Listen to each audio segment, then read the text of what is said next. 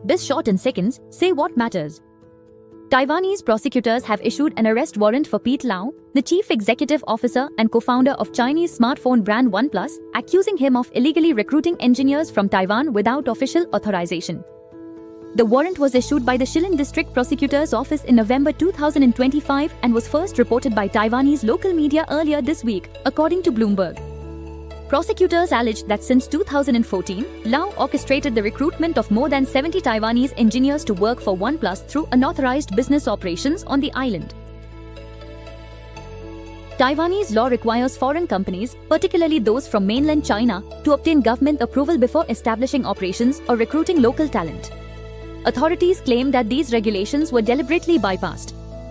In addition to the arrest warrant against Lau, prosecutors have indicted to Taiwanese citizens accused of assisting him in setting up an unapproved business entity and facilitating the recruitment process.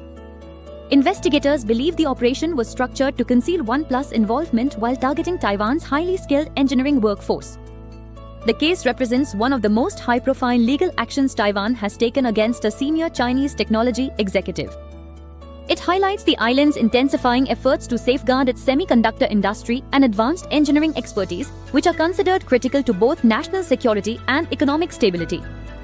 Taiwan has long been concerned about the transfer of sensitive technological knowledge to mainland China, especially as cross-strait political tensions remain high. Over the past decade, authorities have strengthened enforcement against illegal talent poaching and unauthorized business activities linked to Chinese firms.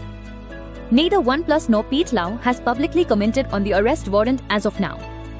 The development underscores the growing regulatory and legal risks facing Chinese technology companies seeking to access Taiwan's world-class talent pool amid increasing geopolitical scrutiny. Think business, think Biz Short, tap to subscribe.